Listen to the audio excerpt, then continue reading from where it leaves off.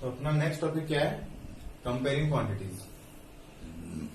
Compare करना मतलब कौन सा छोटा है कौन सा बड़ा है, हाँ तुलना करना। जैसे 4 बड़ा है और 3 छोटा है ना। तो अब क्वांटिटी का मतलब वही कोई भी डिजिट, जैसे कितने किलो कोई सामान लेके आए या कितने लीटर कोई सामान लेके आए, वो सब क्या है? क्वांटिटीज है। अब उसको अपन कैसे कैसे कंपेयर कर सकते हैं? परसेंटेज में कर सकते हैं, छोटे बड़े में कर सकते हैं, अपन को कितना प्रॉफिट हुआ कितना लॉस हुआ, एक तो कितना हो सकता है और एक परसेंटेज में हो सकता है कितना परसेंट हो गया। वही डिस्काउंट है। डिस्काउंट का मतलब अपन ने कितने रुपए कम कर दिए। मार्कअप का मतलब कितने रुपए बढ़ा के अपन दाम बता रहे हैं। टैक्स का मतलब जैसे एक तो सरकार कोई टैक्स लेती है, कितने रुपए अपन को टैक्स के लग गए। टिप क्या होता है? अपन ने वेटर को कितने रुपए एक्स्ट्रा टिप के दे दिए, वो टिप हो गई। सिंपल इंटरेस्ट का मतलब अपन ने कोई ब्याज लिया, ब्याज पे अपन ने कोई रुपए किसी को दिए तो उसने अपने को वापस एक्स्ट्रा कितने रुपए दिए, वो क्या हो गया? Simple interest. और कंपाउंड इंटरेस्ट का मतलब ब्याज के ऊपर और कितना ब्याज दिया। सबको अलग अलग से समझाता हूं। सबसे पहले है परसेंटेज। परसेंटेज का मतलब कितने रुपए या फिर कितनी चीज प्रत्येक 100 के ऊपर। 100 रुपए पे कितना। जैसे अपन मान के चलते हैं कि मेरे मान लो 5 में से 4 नंबर आए, 5 में से 4 नंबर आए। अब यही चीज मुझे बतानी है कि 100 में से कितने आए, ठीक है। या फिर मेरे को इसको कंपेयर करना है। एक दो पेपर हुए, एक तो हुआ साइंस का और एक हुआ मैथ्स का। एक में मेरे 5 में से 4 नंबर है और एक में 10 में से 9 नंबर है। अब कोई बोलेगा कि इसमें भी 1 नंबर कटा इसमें भी 1 नंबर कटा, दोनों एक ही बात है, लेकिन दोनों एक ही बात तो नहीं है। कंपेयर कैसे कर सकते हैं? एक तो अपन ने रेशनल नंबर में कंपेयर किया था कि इसको इससे मल्टीप्लाई कर दिया 40, इसको इससे मल्टीप्लाई कर दिया 45, मतलब ये बड़ा है ना। 10 तो 40 और 5 9 45, ये बड़ा है। लेकिन अगर अपन को इसको रेशनल नंबर में तो कंपेयर कर लिया, लेकिन परसेंटेज में कैसे कंपेयर करें? हर चीज को परसेंटेज में निकालो, अपने आप कंपेयर हो जाएगा। तो परसेंटेज में निकालने के लिए दोनों को 100 से मल्टीप्लाई कर दें, ठीक है। तो इसको 100 से मल्टीप्लाई कर दिया और इसको भी 100 से मल्टीप्लाई कर दिया। ये इससे कट गया 10 बार और ये इससे कट गया 20 बार। 20 को 4 से मल्टीप्लाई किया 80 और इसको किया 90, मतलब 80 क्या आया? परसेंटेज। और ये 90%, मतलब मेरे साइंस में 80% है, मैथ्स में 90% है, ठीक है। इसको बोलते हैं परसेंटेज। परसेंट का मतलब 100 में से अगर तुम्हारे 5 में से 4 नंबर आए हैं तो 100 में से नंबर कितने आए हैं, इसको बोलते हैं परसेंटेज। अब परसेंटेज के सवाल कैसे कैसे बन सकते हैं, मैं साथ साथ एग्जांपल देके बता देता हूं। जैसे तुमको दे रखा है कि तुम मान लो 60% मार्क्स लेके आए। क्या दे रखा है तुमको? कि तुम 60% मार्क्स लेके आए और असली में वो 60% मार्क्स 24 मार्क्स के बराबर है।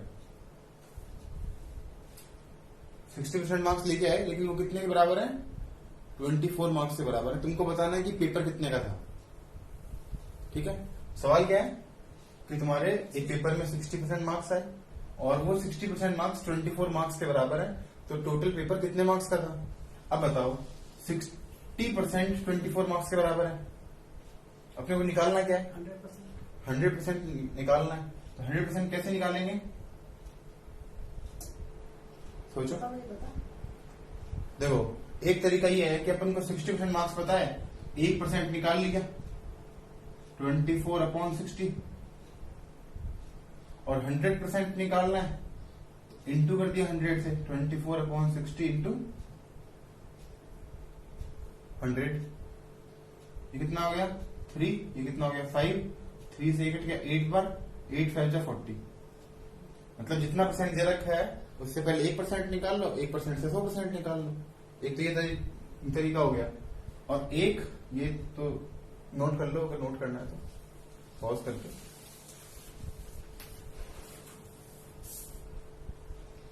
ठीक है।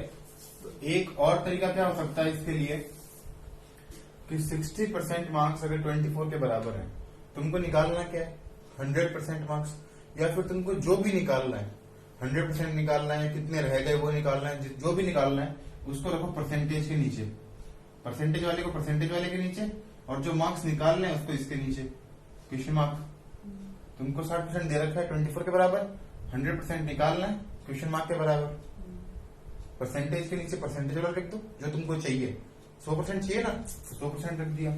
इसके नीचे मार्क्स तुमको पता है, नहीं पता, इसके नीचे ये रख दिया, क्रॉस मल्टीप्लाई कर दिया इसको इससे और इसको इससे।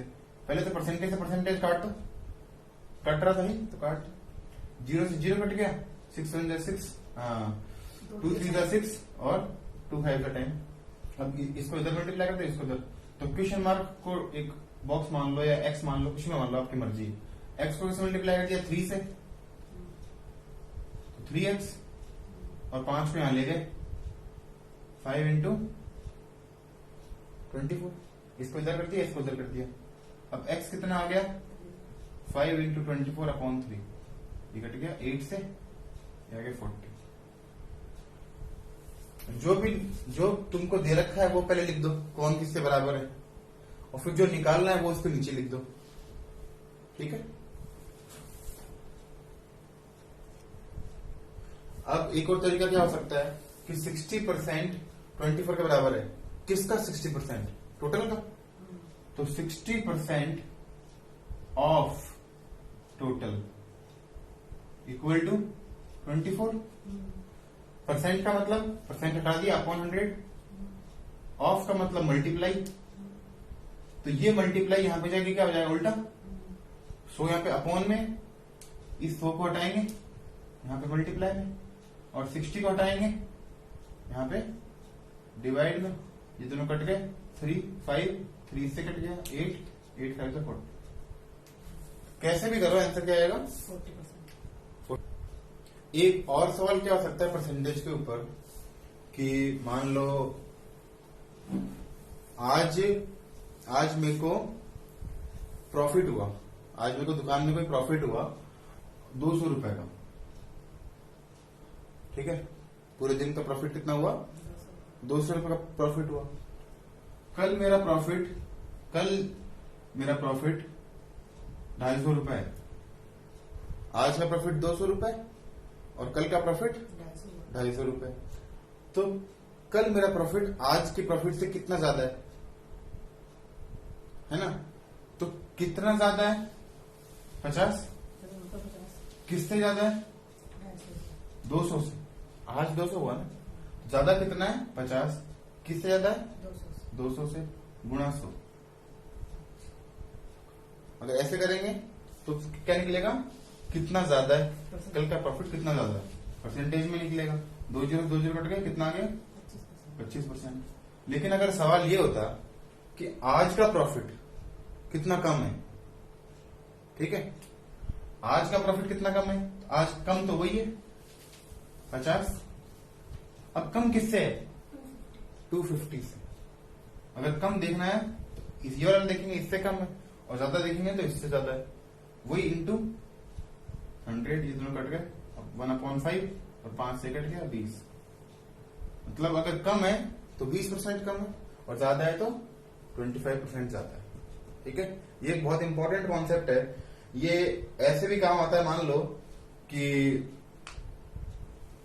अपने को क्वेश्चन कैसे समझे, क्वेश्चन मैं बताता हूँ एक तरह से, ये क्वेश्चन और कैसे आ सकता है, डिस्काउंट में आ सकता है, मार्कअप में आ सकता है। एक एग्जांपल देखो,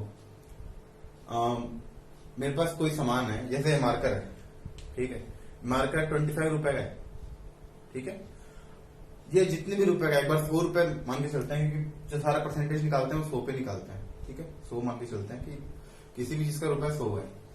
अपन ने उसके ऊपर मार्क अप कर दिया, मतलब एक्स्ट्रा रुपए जोड़ के लगा दिए, अपन ने 100 रुपए की चीज पे 100% एक्स्ट्रा लगा दिए, डबल रुपए लगा दिए, कितने लगा दिए 100 रुपए एक्स्ट्रा लगा दिए, डबल लगा दिया पैसा। तो सबसे पहले अपन ये लिखेंगे कॉस्ट प्राइस कितनी है 100, उस पे एक्स्ट्रा कितने लगाए मार्कअप, इसको बोलते हैं एक्स्ट्रा कितने लगाए, ठीक है। तो इसके अंदर अपन ने प्लस 100% प्लस कर दिया 100%, तो 100 में 100% जोड़ दिया, कितना हो गया 200। तो कॉस्ट प्राइस के बाद में क्या आता है? Mark price. कॉस्ट प्राइस अपने को कितने की पड़ी, फिर मार्क प्राइस उस पर कितने की चिट चिपकी हुई है, उसके बाद में आता है डिस्काउंट कितना दिया। ये क्या है? मार्कअप कितना किया, फिर आता है डिस्काउंट। तो डिस्काउंट मान लो मैंने दे दिया 40% का। डिस्काउंट तो प्लस नहीं होगा, डिस्काउंट क्या होगा? -40%। इसमें से 40% माइनस करो। देखो 100% निकाला था तो 100 पर था, तो 100 का 100%, 100 का जितना भी करोगे तो 100 का 100 ही होता है। इसलिए मैंने डायरेक्ट 100 जोड़ दिया इसके अंदर। ये मैं परसेंटेज में लिख रहा हूं, यहां पे मैं असली लिख देता हूं, 100 रुपए जोड़ दिए। अब 200 का 40% निकालना, 30% निकालना, ये जो आगे जीरो आ जाता है वो बहुत इजी होता है। कैसे? अगर मेरे को 200 का 10% निकालना है, एक जीरो हटा दो। अगर 10% निकालना है तो एक जीरो हटा दो, 10% निकल गया। अगर 10% 20 है तो 20% 40, 30% 60, 40% 80। इसका मतलब मुझे 80 रुपए कम करने हैं। तो परसेंटेज में तो 40 है और रुपए में 80 रुपए कम कर दिए। तो 200 में से 80 रुपए कम हो गए 120। और 120 कितना है? जितने में मैंने सामान बेचा। अब मुझे कॉस्ट प्राइस पता है, सेलिंग प्राइस पता है, तो यहां से यहां देखेंगे तो क्या दिखेगा? 20 रुपए का प्रॉफिट। तो यहां पे देखेंगे प्रॉफिट या लॉस। अगर और रुपए कम होते तो क्या होता? लॉस। अभी क्या है? प्रॉफिट है। ठीक है, एक ऐसा एग्जांपल और लेते हैं अपन। 40% घटाते, खाली 20 का फायदा होगा। हाँ, नहीं तो 100 रुपये बढ़ाए थे। 100 रुपये बढ़ाए थे, 100% बढ़ा के खाली 40% कम किए, तो प्रॉफिट तो सिर्फ 20% का ही हुआ, है ना? अपन एक और सवाल लेते हैं, ये चेंज कर देता हूं मैं। ठीक है, डिजिट चेंज कर देता हूं, बाकी तो सब कुछ सेम को सेम रहेगा। प्रॉफिट रहेगा या लॉस रहेगा, बाकी सब कुछ सेम रहेगा। यहाँ पे मान लो कॉस्ट प्राइस है मेरी 60 रुपए। ठीक है, मार्कअप परसेंटेज, यहाँ पे परसेंटेज लिख देता हूं, यहाँ पे रियल। मैंने रुपए बढ़ा दिए उसके ऊपर, परसेंटेज के अंदर मान लो 10% बढ़ा दिए, सिर्फ 10% बढ़ा दिए। ठीक है, और डिस्काउंट के अंदर मैंने 20% का डिस्काउंट कर दिया। ये प्लस है और ये माइनस है, 20% का डिस्काउंट कर दिया। तो मुझे प्रॉफिट या लॉस कितना हुआ? तो सबसे पहले क्या निकालेंगे? 10% बढ़ा है, अगले सवाल में दे देंगे। अब ये बताओ कि 60 रुपए का सामान है, 10% जोड़े तो कितने रुपए हो गए? यहाँ पे क्या लिखूं? 66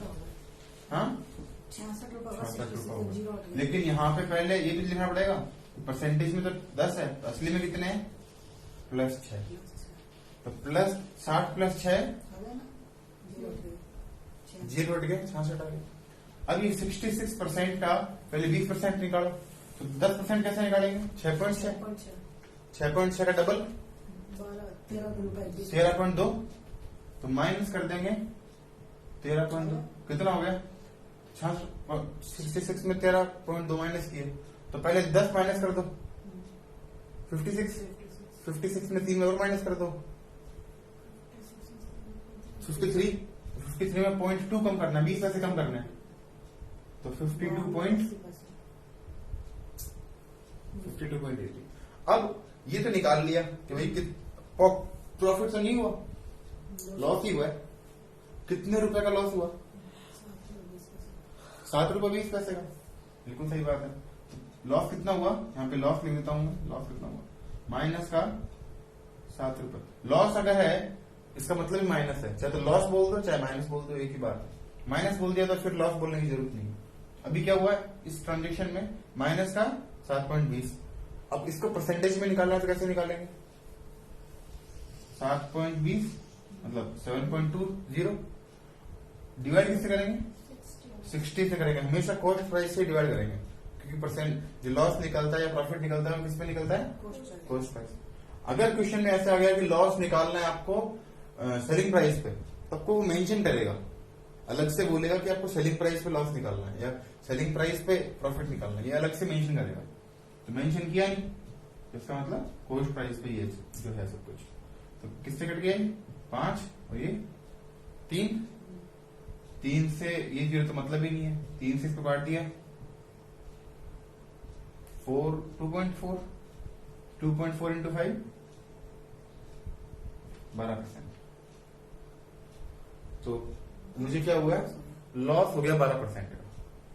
ठीक है, अब अगर ये बताओ ये बात मुझको कि अगर यहाँ पे 60 की जगह कुछ और होता तो इस 12% में फर्क पड़ता क्या?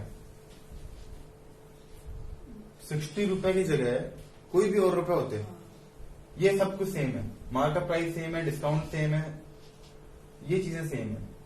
अगर यहाँ पे कॉस्ट प्राइस की जगह 60 की जगह कुछ और रुपए होते तो फर्क पड़ता क्या इस 12% के अंदर? नहीं बात वो की वही होती। ट्राई कर लेते हैं, यहाँ पे करते हैं 100 रुपए। 100 रुपए पे 10% का प्रॉफिट मतलब 10 रुपए हो गए। 100 पे 10 जोड़ दिए 110 रुपए हो गए। 110 पे 20% कम कर दो, 110 का 20% 22, 1 जीरो हटाया 11, 11 दूनी 22, 22 रुपए कम कर दो। 110 में से 22 रुपए कम हुए,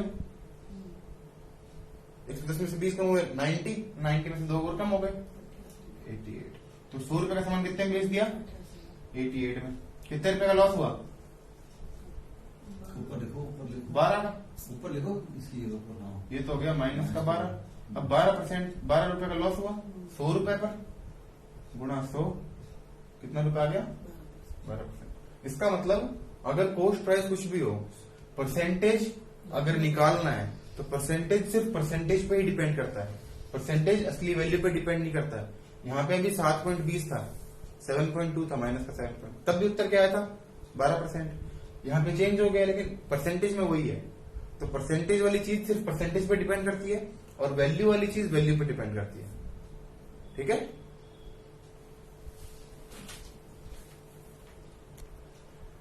अब एक सवाल अपन लेते हैं कि मान लो किसी चीज पे आपने 10% बढ़ा के लिखे और फिर आपने 10% का डिस्काउंट दे दिया, तो क्या हुआ?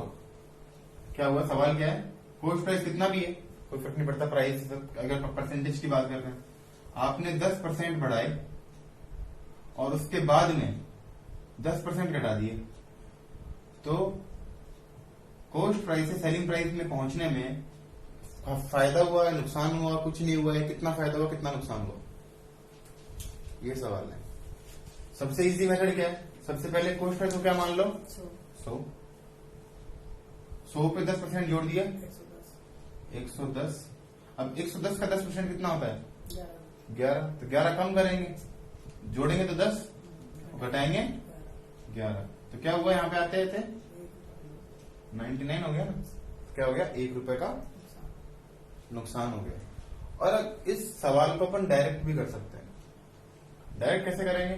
जो परसेंटेज है उसको लिखो और जो आगे वाला परसेंटेज है क्या है देखो, इसका डायरेक्ट क्या आंसर है कि A plus B plus A B upon 100। इससे पता चल जाएगा क्या फायदा हुआ या क्या नुकसान हुआ।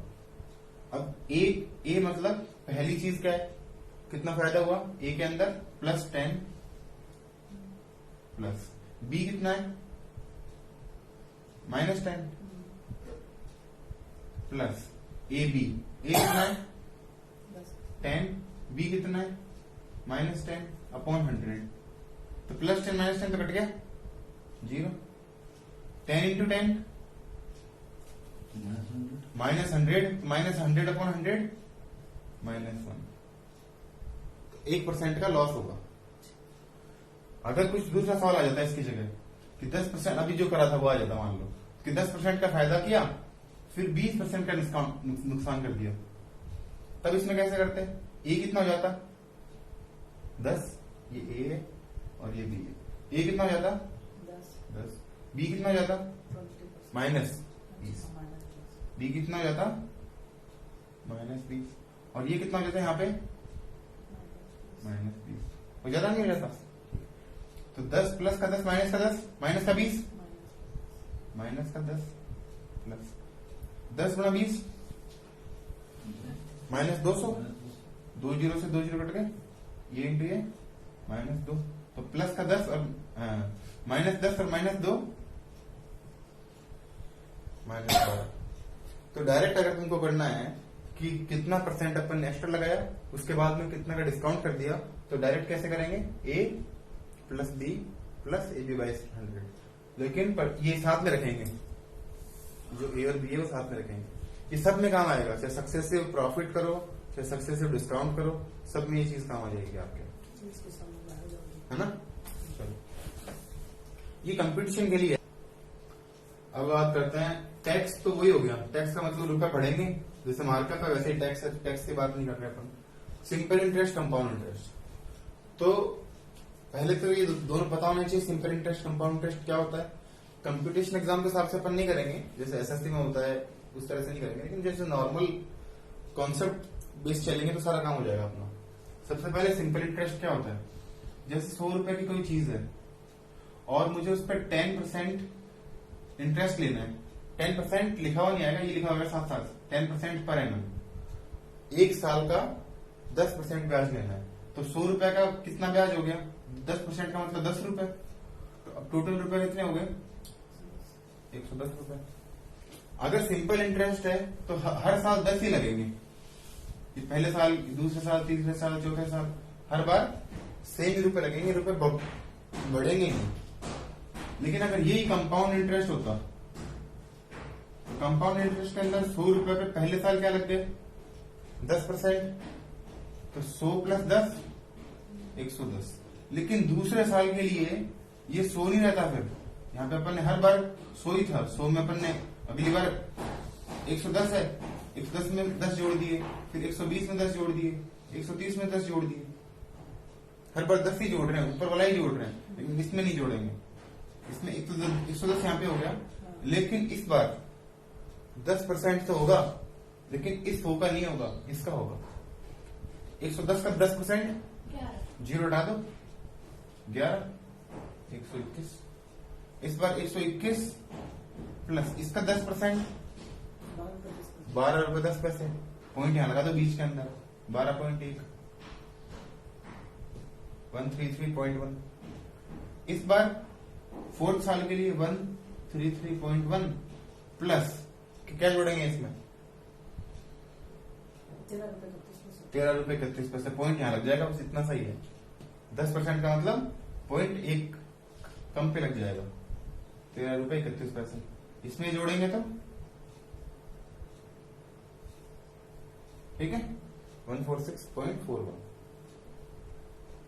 इसका मतलब यहां पे ये रुपए कितने हो रहे थे, 120, यहाँ पे 130 और यहाँ पे 140। लेकिन यहाँ पे पहले साल के लिए तो सेम है, तीसरे साल में 3 रुपए और 10 पैसे बढ़ गए, और यहाँ पे 6 रुपए 41 पैसे बढ़ गए। तो ब्याज पे ब्याज जब बढ़ता है तो वो बहुत ज्यादा बढ़ता है, ठीक है। तो ये सवाल है अभी मिला के, और अपन जैसे जैसे सवाल आएंगे वैसे वैसे समझाते रहेंगे क्या क्या।